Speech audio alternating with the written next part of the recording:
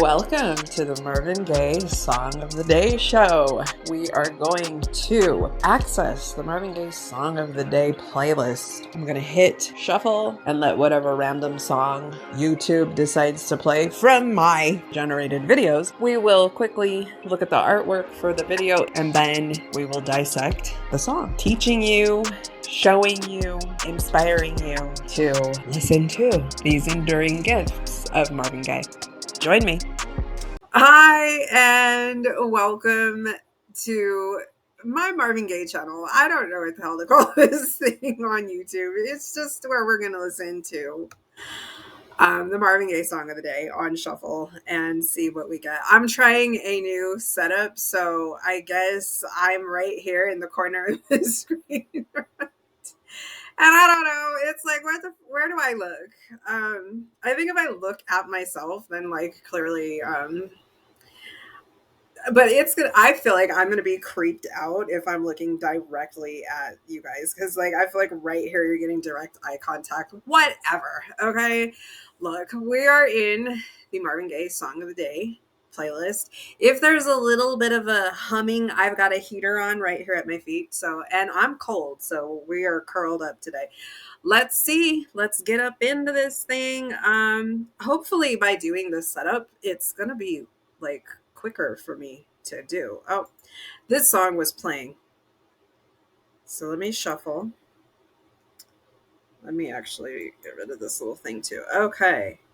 So let's just hit the next button, see what we get. Oh, how sweet it is to be loved by you. Okay, check this out. I think this will be pretty quick to explain. I'm trying to think if there is more of a personal significance to this song. For some reason, my grandpa is just like completely in my mind. At the reference, my hands are gone, of this song. But anyway, so that being the case, it's like then this song would have a little bit of a connection between me and my grandpa. No, you know what the Marvin Gaye song is? That's the connection between me and my grandpa. My grandpa used to take me to get my piano lessons on Saturday mornings. It was a man that played piano for church that my grandpa knew. My grandpa was a mechanic, so he would work on just everybody's cars.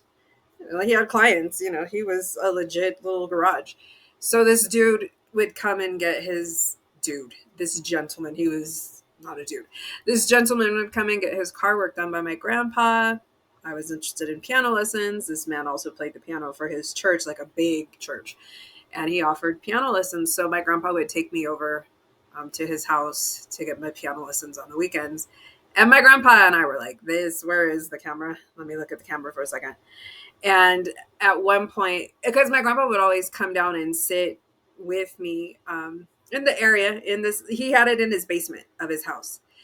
And my grandpa would come down there and the man just observed that I was my grandpa's pride and joy, or vice versa. My grandpa was my pride and joy. I don't know who he made the comment to, but for either one of us, it applied. So pride and joy is why my grandpa just came to my mind, because that's a Marvin Gaye song that does have a reference personally like that. But it was like, so is this a song? No. Not that was mentioned by somebody about me and my grandpa, but how sweet it is to be loved by you is said to have come from a little catchphrase that Jackie Gleason came up with. I'm looking directly at my screen right now, the Marvin Gaye video on my screen. Jackie Gleason, the guy from the Honeymooners, a show from like 1955 through 1956. And I think that a lot of people might have a misconception about how long that show was in existence. I love classic movies, films. You guys have heard me reference that multiple times within the podcast. And so on my own, a few years back, I just needed to seek out this show, The Honeymooners. It's a very iconic, everybody has heard of The Honeymooners, and probably very few current day people have seen The Honeymooners, because in my market, I have never grown up someplace where they broadcast that show as a rerun. So I've never seen it on TV. That was the reason why I had to seek it out. And I did find it. I thought it was like this 10-year long comedy show that like set the standard for, comedies today. But no, it was a one season show by this guy, Jackie Gleason, the big, huge dude who drives the bus. And they live in this little one bedroom shack, him and his wife, and they have some upstairs neighbors that are their best friends. But it's a hilarious show. I did seek it out, and to do that, found there was only one season of it. It had been a comedy sketch show, so like this is in the early days of TV. So like big stars would get their own show. Nat King Cole had his own little variety TV show, and everybody just has singing guests come on, comedians, dance. It's like an Ed Sullivan. Like everybody had an equivalent of an Ed Sullivan show back in the early days of TV. And Jackie Gleason did have his own variety show like that. But before he had his own, he would just do those guest bits on different shows. So beginning on like prior shows, then he got his own variety show. Then he morphed it into the actual Honeymooners sitcom. But he started doing that sketch of the Honeymooners back in previous shows where he would just come on and do like a little 10-minute sketch of a little skit of the Honeymooners. And the Honeymooners, who are they? They're just this married couple that argue and fight like cats and dogs, yet at the end of every episode they're back in love again, right? So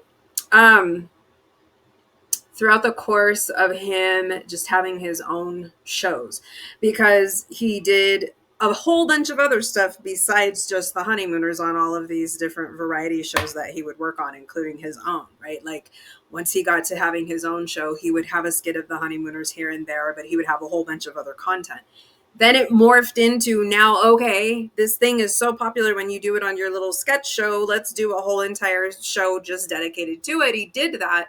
Back in the day, 39 episodes was what you would get on a season of comedy, anybody's show. You would watch one season of somebody's show and they gave you 39 episodes. We do not get that much TV from people nowadays. They take like 6 months. You know what I mean? Like your show is on for like 2 weeks, and then they're having the fall break, and then they have a Christmas break, and then whatever little, sports things could come on and interrupt it. And then they quit really early into summer, right? And then you have the whole summer holiday where you're just on reruns of your show. It kind of was, they always had an off season, but they did a lot more work back in the early days of TV. So anyway, he got burnt out. I'm telling you all of this, guys, because it's what the song is about. I'm not just trying to like tell you a whole bunch of other shit that doesn't have to do with this song.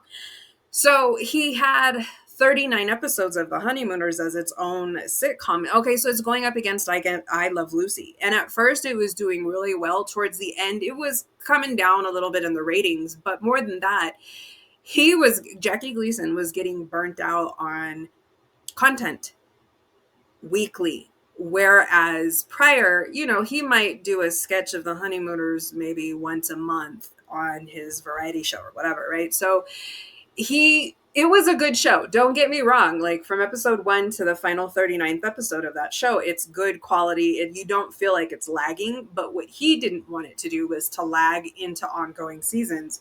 So he made his own decision to just stop the show. So it lasted for one season. All right, now throughout the course of Jackie Gleason's continuing TV career, because he did just continue having his own sketch show for years after that. And occasionally he would bring back like a Honeymooners Christmas special, and he would bring back those original cast members, or he would rotate people out and they would do a Honeymooners special. You could catch up with the Honeymooners for a long time after the one season ended. So anyway, Jackie Gleason is known, a little catchphrase that he would use, not associated necessarily with the Honeymooners, but just with his career himself, was the phrase, "How sweet it is to be loved by you." I think he would say like, "How sweet it is," like he put some flavor on it. And so accordingly, this song comes out in 1965 by Marvin, and I'm pretty sure, hold on, let me go get the Marvin Gaye book because I do have that available. I do want to confirm the year. Maybe I'm thinking 65. I don't know if I'm correct with that though, so hold on. Okay. Marvin Gaye. There we go. Marvin Gaye collection booklet. You guys have seen this, right? I've shown you that cover page. So How Sweet It is its own studio release album on Marvin from January of 1965. And so, multiple songs. It's a pretty long track listing here. And then, of course, How Sweet It is on there. So, yeah, 65 by 65. Jackie Gleason is probably more towards the end of his regular sketch comedy show being on the air, but it had probably been on for a decade, just in various forms, various places where he might be doing just guest appearances, gets his own show, morphs that, does different things with it, has the one season Honeymooners, but then definitely continues. And I don't know if like he consistently had a show. I think he was very kind of like work life balance, so I think he would take time off and then decide, oh, I want to come back and get another show. But that was the thing about his career. He was so bad and he was so good. And he bad, when I mean bad, like he was such a ratings bankable star that if he wanted to get a show, he could go ahead and get a show. So How Sweet It Is to Be Loved by You is definitely his catchphrase. Alrighty then, let us take a listen. From 1965. I can move myself. Let me come up here then. Because I couldn't see the play button. All right, here we go. Let me unmute it. Oh, yes! This was really fun. The artwork. Hold on. Let me just tell you about this was such fun artwork. So I found this picture of Marvin in black and white. You guys, I was thinking about this the other day. I was thinking like, oh, I want to do another episode with you guys, right? And to explain some of my artwork of Marvin, I don't ever want it. You guys know. Let me just reiterate. I haven't stated it. I'm looking at myself, but now I'm about to look at the camera. Okay. I am fan number one of Marvin Gaye on the planet Earth. And I would never want to do anything disrespecting of Marvin, right? Hello. So, but, I like to bring to life images that I can find of him. And so sometimes what that might involve is finding an image of him where it might be something from a studio album jacket or whatever, right? And so the picture, what hand am I using? Like the picture is this far away. It's like a picture of Marvin, maybe from head to toe, but it's like this far away. And so I can get his body fine, but his face might be totally grainy. But I know the year that that's from, and I have a lot of other Marvin Gaye inventory, so I've got a clearer face of Marvin, and I do some juxtaposing at times like that. So of course, right? Like that is, but it's always, I want to tell you guys, any images that you see of Marvin on this channel, it is always Marvin. Okay. It's Marvin's legs. It's Marvin, whatever. I want the clearest image possible. And so as my time of making these videos has gone by and different programs that I've been able to use, and just even the program that I use as it's gotten more robust, there's these options to add color. And so I know that this was a black and white picture of Marvin, and I went ahead and just colorized it here. And of course it's not perfect, and I take a guess, right, at skin tone and all of that stuff, and like the amount of darkness and this and that. And what is okay, so let me explain that. Let me use the mouse here. Like I would have gotten this whole picture of Marvin in black and white. And so, yes, I have added this color to Marvin's skin. But so then I have to do multiple versions of the picture. I probably have to start with taking the background out of the picture. So then I just start making copies. Start with the black and white, make a copy of it, add the color, make copies. I then come through and erase parts. And then it's like, okay, I've got his suit in black and white. Let me get his face and hair together. And I'm going to put the suit, and I just move the suit back into place. It can be very painstaking. Guys, I am not abandoning Marvin. That will never happen in my lifetime. I just have a lot of other projects that I'm working on that I'm just trying to build from the ground up and running, taking all of my time and energy. So that's what I'm doing. It's not that like, oh, but so definitely what I do not have time in my budget of just time availability anymore is to play. Because this is all that I do when I make my Marvin Gaye videos is I'm just zenning out. I'm playing. It's my hobby. It's my fun time. And I just don't have much of that available for myself right now. But yeah, so like if I get an all the way black and white picture of Marvin, I don't have the type of technology that allows me to just use a pen and draw in the color on him. So I would have to start with this whole entire black and white image of him, make a couple of copies of it, do some erasing. I do have like erasing capability, and I would get just his hair and face together, and then I put that suit back in place, and then I might be able to like say, oh, do I want his suit to be blue instead? You know, I can do, but it is.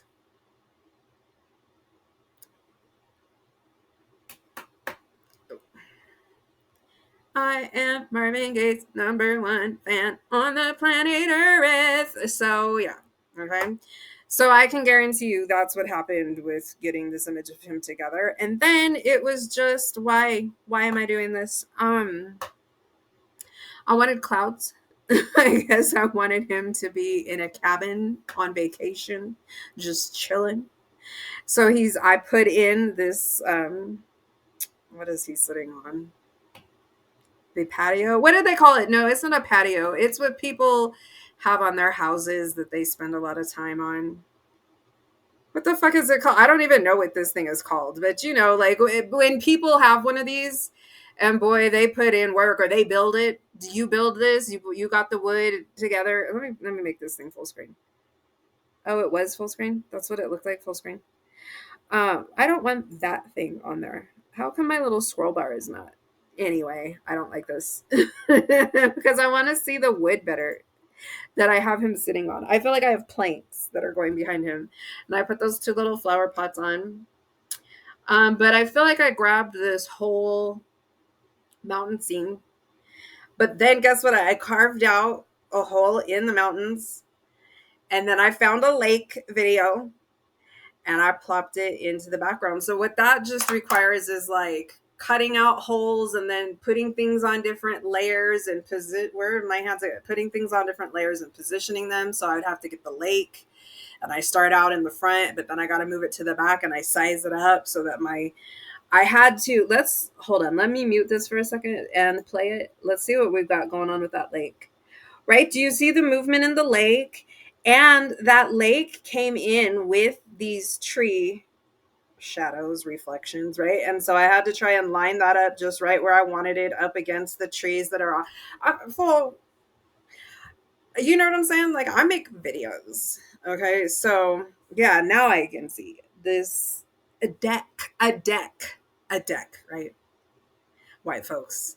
It's just so it was, you know what? It's a white folk term, right? But everybody maybe has access to a deck, but so then I found these clouds, you know, trying to think of anything else that's an individual thing. I think these trees are a part of that whole mountain scene in the back. But if that mountain scene had sky associated with it, I erased the sky and then I put the moving clouds in here. So anyway, it's fun. It's always fun to do. And that's why, you know, for the longest time, this was my very regular outlet thing to do. So it was as much my zhuzh as anything of sharing these videos with you guys. How sweet it is to be loved by just epitome old school Motown, right? How sweet it is to be loved by you. Yes, baby. Oh, baby, I needed the shelter of someone. We got him up there, and there you I needed someone to understand my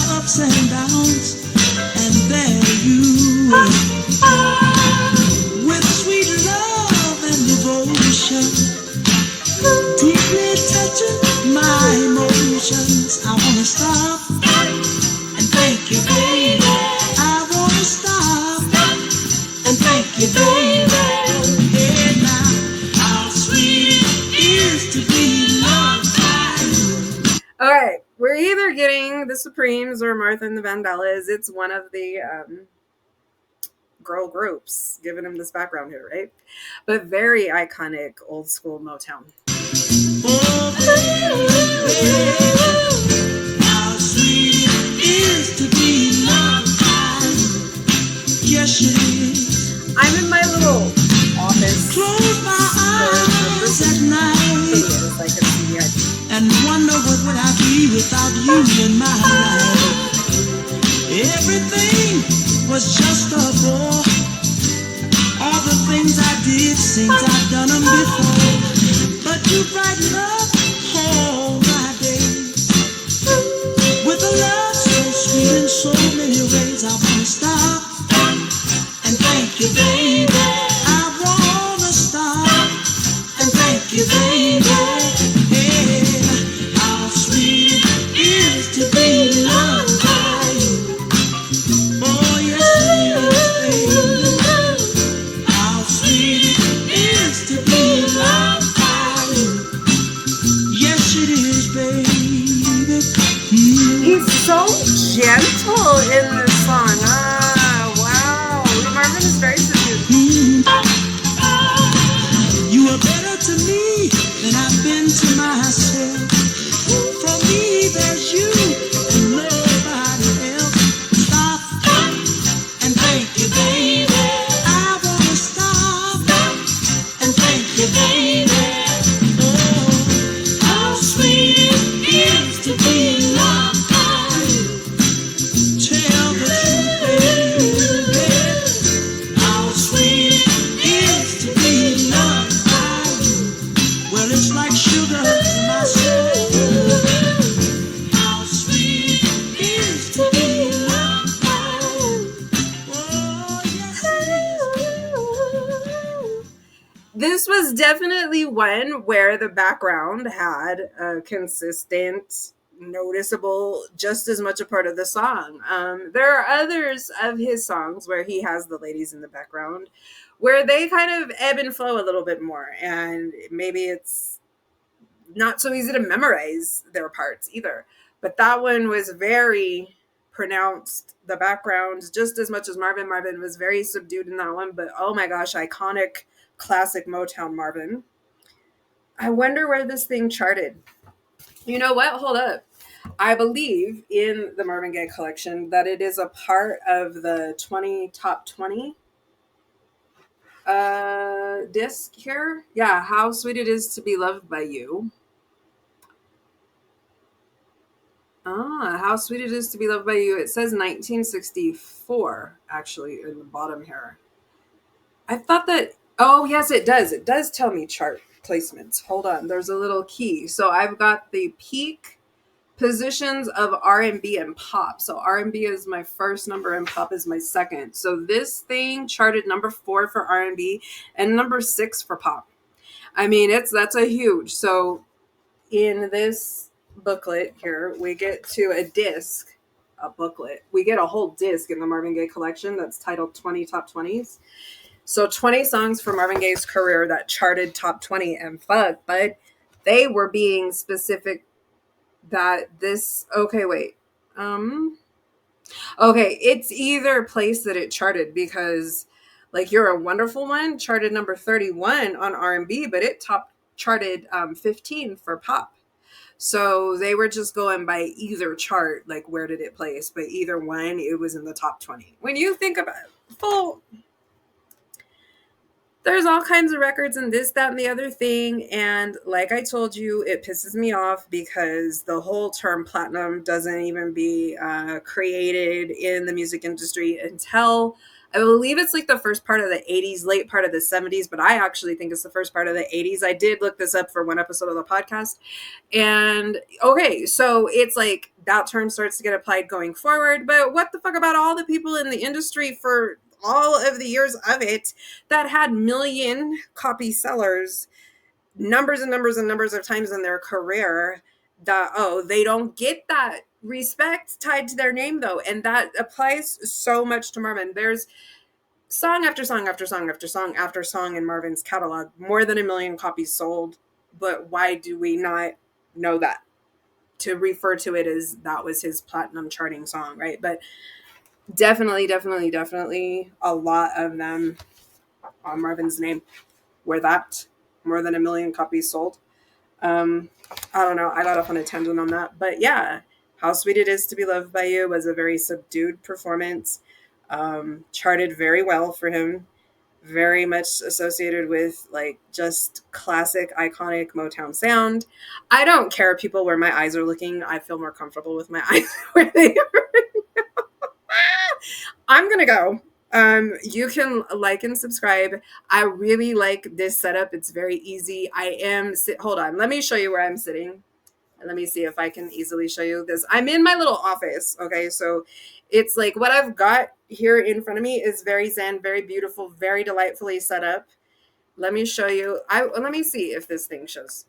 There's my Marvin Gaye poster. Okay. So I am sitting in my Marvin Gaye space. And then right here too, there's my Ebony Marvin Gaye magazine. Okay. But this room is also a combination of like my storage space for my home. And so that's what's going on in the background that you mostly see. And it's hideous. So it's going to be what it is. I don't have something to put me behind me easily to give a fuck. But I like what I'm sitting inside of minus this. So, but anyway, this setup that I'm using to do this makes it very conducive and very easy. So I should be able to be busting these out a lot more frequently now. Oh, okay. Just some things to say. Just want to communicate. Let me look at the screen. You guys are the sweetest and best not fans. You're not fans. That was definitely the wrong word. Y'all ain't my fucking fans. I know that. Y'all ain't no fucking fans of me. You guys are Marvin Gaye fans. So you are. For what you are with Marvin Gaye, yes. You are the sweetest, but you're like the sweetest YouTube subscribers. You guys are so engaged. You're so sweet. You like my videos, and if you don't fucking like it, you don't hit the down like button either. Okay? Like every now and then I will get somebody that does that, but it's very every now and then. For the most part, you guys are so precious and sweet. You go out of your way to hit the like button. I love that. Thank you so much. You guys watch the fucking videos like all the time, and you subscribe. So you guys got us over the threshold of 1,000, right? Like when I started to do these videos, we were just shy of 1,000. And I told you, hey, I'm going to go ahead and show the subscriber count for the first time in the 3 years that I've had this channel going. And you guys might be surprised to know that we don't have 1,000 subscribers yet. And then you guys got me well over the threshold of that. So what happens on YouTube when you get to that many subscribers, you can apply to start running ads on your videos to make a little bit of coin. I went ahead and applied. They told me no. And guess what? I knew, because 95% of the content on this channel, let's say 98% of the content on this channel has just been these little music videos, and they come up with copyright claim. All that means is that I get to make this music video to a Marvin Gaye song for you. I get to share it for you. I've explained it was my Zen process when I just had more free time to indulge in art and Marvin Gaye, two things that are really important to me. But I always knew that they were copyright claimed. And what that means is you can put your content up and people can look at it, but you will not be able to monetize it. For this type of content on Marvin, it is just a known compromise that if the copyright owner of these songs decides that they want to run ads on my channel, they will be the one collecting that coin. For the most part, people, they have never been running the ads on my channel. So we got to the 1,000 subscribers. I applied. They told me no, but they said, hey, we also have an appeal process. Just because we said no one time, make us a little personal video, get on the screen, sell your case to us, and we'll hear what we hear from you and make a decision. So got it on, said, hey, going forward, I definitely plan to be doing reaction videos of the Marvin Gaye songs on my channel using my Marvin Gaye videos as the resource of what the fuck we'll be listening to. And of course, in my appeal, I didn't say to them, what the fuck, right? But of what the fuck we're going to be listening to. And that going forward is the type of content on YouTube the motherfuckers get to monetize. So what's up? And they again told me no. And so I was like, you know what? Fuck it. Let me just continue to do these. Once I get more of an even mix of this type of content, the reaction videos, along with the 98% of the content right now that is these just the music videos. Once we get more of a balance, come on, they should be allowing a sister in. So fuck it, you know what I mean? But immediately, and I have recorded a video that I did put up. And then I went to bed. I recorded it. I put it up. It was really late. I went straight to bed. I woke up the next morning and I think my computer, everything was right where I had left it the night before. And that video was sitting at 0 views. And I am pretty sure that I didn't just hit the refresh button on my whole entire YouTube screen. So when I got up and I saw that that video had 0 views, I was like, you know what? Let me just take that video down. I'm just going to take that one down. If nobody saw it, no harm, no foul. I'm taking it down. There was nothing wrong with it. I don't know. I just decided to take it down. So possibly, though, you guys might have actually looked at that video. But I was telling you in that video. So possibly this is a retelling of information to you if you did watch that video. I told you that what I have noticed is that in the videos I've been making, basically since I hit the 1,000 subscriber mark, because that's when I put in my appeal. This happened really quick, okay? They tell you it can take months for them to get back to you. These motherfuckers got back to me right away. So basically, it's like maybe the past 3 videos up on the channel, you push play on them, and ads play, don't they? And they're very strategically placed. One of the most recent ones that I did, it was like, okay, guys, let's push play. You know, like I was getting right ready to start listening to the song. And why did a fucking ad pop up to pause our listening process? And I just wanted to come on here and let you guys see me and hear me and know that those motherfuckers didn't approve me to be monetized on this channel. Skip every fucking ad that comes up on this channel. Do not feel like, oh, Jessica, the creator of the Enduring Gifts of Marvin Gaye podcast, that's my name. You guys know that if you watch the podcast, was approved for monetization. So let's maybe allow some of her ads to play. No, don't do that. Those ads are not for me. I ain't getting that coin. Skip those fucking ads. And how dare they have the nerve to start putting ads on my channel when they told me that I will not be able to collect any of the coin. That's fucked up. So skip the ads. Look, they put a little disclaimer out there. Oh, you know, just because your channel might not be able to ever be monetized, we will occasionally run ads on your channel. You could have 5 subscribers. If we decide to, we'll run ads on your shit and collect the coin. So you better skip them fucking ads. Don't let that interrupt your listening experience. But I want you to understand that it is not me that is putting those ads on the videos. So fuck them. Skip the ads. I don't give a fuck about calling these people out on their fucking platform. But anyway, I really enjoy how easy this was to record this video. And I will be planning to do them a little bit more frequently. I'm not going to say daily, guys, because it's song of the day. I can't be committed to that frequently. But I can definitely more easily than it had been the way I was doing it before. Go ahead and bust these out, get them up for you. And you know why I came on today is because, again, I just want to thank you guys. So number 1, thank you so much for getting us to that 1,000 subscriber mark. You guys will be the help that I need to, at a point in the future, possibly be able to start monetizing this shit. Just so you know, right? These videos, we do have the Marvin Gaye content in it, but when the claims come up, I can dispute them. I have disputed every reaction video recently here with me on the screen that I have done, and the claims have gone away, meaning that if YouTube was allowing me to start monetizing my fucking videos, I'd be able to monetize them. Okay. That's why I'm saying, like, you guys are a help because I need 1,000 subscribers to ever be able to do that. And as long as I just continue to make more of this content and get a good balance of this type of content along with just the music videos, I will get to that place. But you guys are the sweetest subscribers, the sweetest Marvin Gaye fans. I know that's what brings you to this channel. And I just love your engagement. You guys do me right on this channel. I love your subscription rate. I love how you love the songs, and I love how you watch them. So I thought, you know what I mean? It's like, I think you guys get something out of this listen along experience too, because I haven't done one of these videos yet that got like 5 views. And then I'm like, oh shit, I shouldn't be trying to talk to you guys about Marvin Gaye songs. No, you watch them and you like them, so I'm gonna give them to you because it's zen for me. Like I know it's zen for you because we love Marvin. I am just always going to be number one, but you could be a close number two or whatever. So love you guys, and we will see you soon. And like and subscribe. And yeah, I'll be back very shortly. All right, bye bye.